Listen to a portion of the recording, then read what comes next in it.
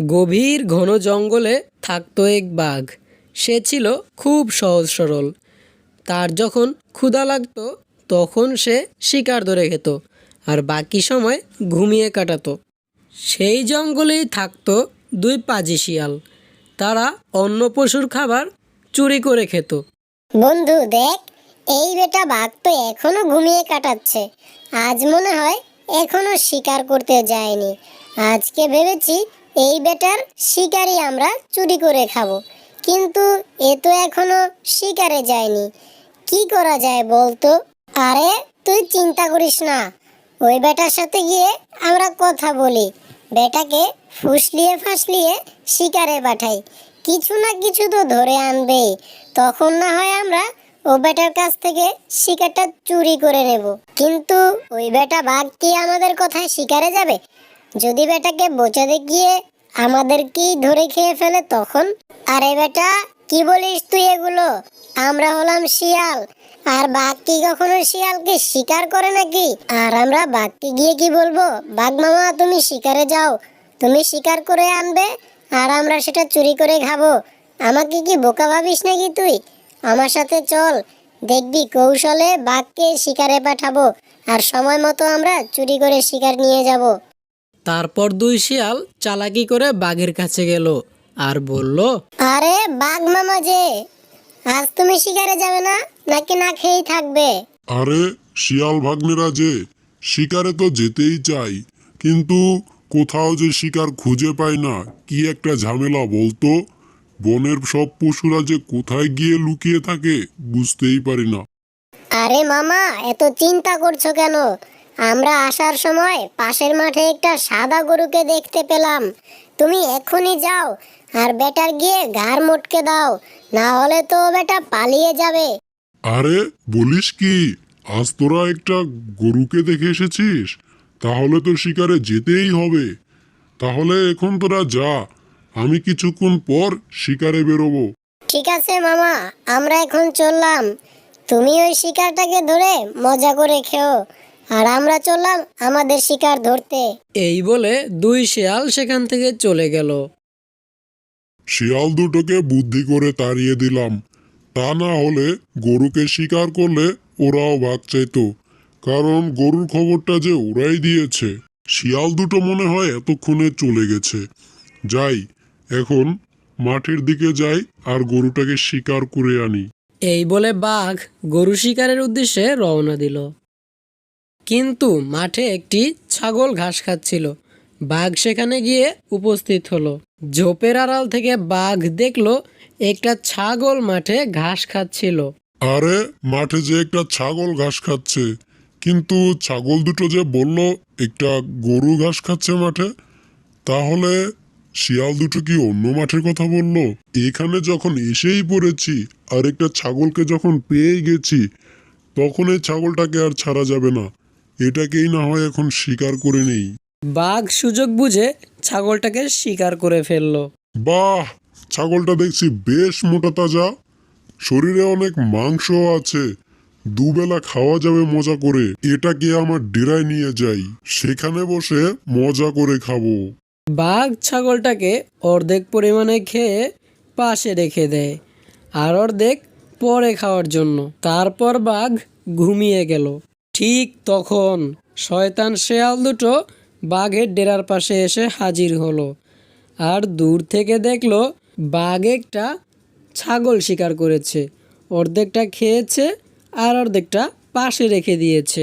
দেখ বন্ধু দেখ, বাঘ বেটা আমাদের জন্য একটা ছাগল শিকার করে এনেছে। কত মোটা তাজা আর বড় ছাগলটা। অর্ধেক খেয়ে বাঘ বেটা ঘুমিয়েছে। এই সুযোগ, চল আমরা ছাগলটাকে গিয়ে নিয়ে আসি। বাঘ মামাকে গরুর কথা বলায়, গরু না হলে কি হয়েছে, ছাগল তো এনেছে, আরো বেশ মোটা তাজা ছাগলটা। বাঘ মামা ঘুমিয়েছে, এই সুযোগে তুই যা, ছাগলটাকে গিয়ে নিয়ে আয়। আরে আমি কেন? তুই যা বন্ধু, তুই গিয়ে নিয়ে আয়। আর বাঘ বেটার সামনে গেলে যদি বাঘ বেটা উঠে যায় তাহলে তো আমাকে ছিঁড়ে খাবে। আরে না, বাঘ বেটা এখন উঠবে না। বাঘ বেটা ভরপেট খেয়ে ঘুমিয়ে গেছে, এত সহজে বাঘ বেটার ঘুম ভাঙবে না। তুই যা, ছাগলটাকে গিয়ে নিয়ে আয়। আর আমি ওখানে গেলে আমি তো অনেক বড়, অনেক শব্দ হতে পারে। তুই ছোট আছিস, শব্দ হবে না, তুই গিয়ে নিয়ে আয়। ঠিক আছে, তাহলে এবারের মতো আমি যাচ্ছি, কিন্তু মনে রাখিস পরের বার যখন যাব তখন আমি একা যাব না, তখন তোকেও সাথে নিয়ে যাব কিন্তু। তখন একটা শিয়াল চুপি চুপি গেল আর ছাগলটাকে উঠিয়ে নিয়ে চলে আসলো। অনেকক্ষণ পর বাঘের ঘুম ভাঙলো আর দেখলো তার রাত খাওয়া ছাগলটা আর সেখানে নেই। এখানেই তো রেখেছিলাম ছাগলটা, কিন্তু কোথায় গেল ছাগলটা? কার এত বড় সাহস আমার ডেরা থেকে আমার শিকার চুরি করে নিয়ে যায়? হাতের নাগালে পেলে আজ তো চিবিয়ে খাবো, কিন্তু এখন আমি কি খাবো? আমার তো অনেক ক্ষুধা লেগেছে, আর কাছে কোনো শিকারও নেই।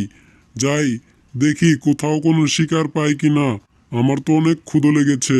এই বলে বাঘ আবারও জঙ্গলে শিকার করতে বেরোলো।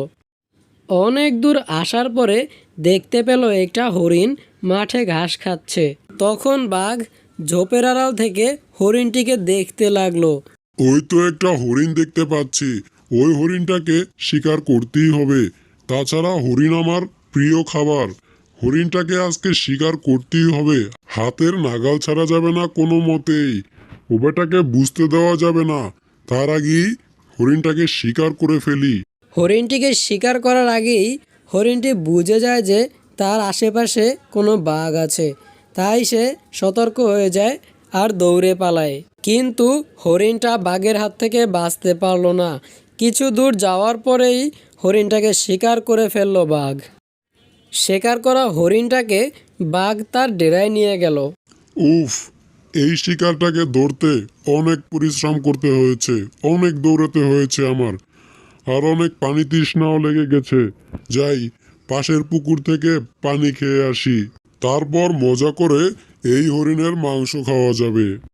এই বলে বাঘ তৃষ্ণা মেটানোর জন্য পুকুরের পাড়ে চলে গেল।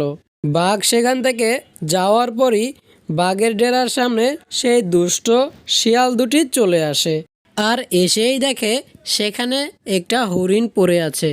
বন্ধু, এ তো দেখি মেঘনা চাইতেই জল। এসেছিলাম বাঘকে শিকারে পাঠাবো বলে, কিন্তু এখানে এসে দেখি তো বাঘ আগে থেকেই শিকার করে রেখেছে। মনে হয় বাঘ আশেপাশে নেই।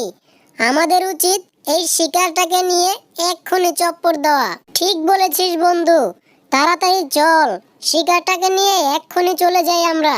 শিয়াল দুটো হরিণকে নিয়ে সেখান থেকে চলে গেল তাদের ডেরার দিকে। বেশ কিছুক্ষণ পর বাঘ পানি পান করে তার ডেরার সামনে আসে আর এসে দেখে তার শিকার নেই। আরে, আমার হরিণটা কোথায় গায়েব হয়ে গেল? আমি তো এইমাত্র এখানে রেখেই জল পান করতে গেছিলাম, কিন্তু এখন তো দেখি এখানে নাই। কে আমার হরিণটাকে চুরি করে নিয়ে গেল? কার এত বড় সাহস? বাঘ খুব ভাবনায় পড়ে গেল, কে তার শিকার চুরি করছে, কে নিয়ে যাচ্ছে। বেশ কিছুদিন ধরে দেখছি দুই শিয়াল আমার ডেরার পাশে ঘুরঘুর করছে।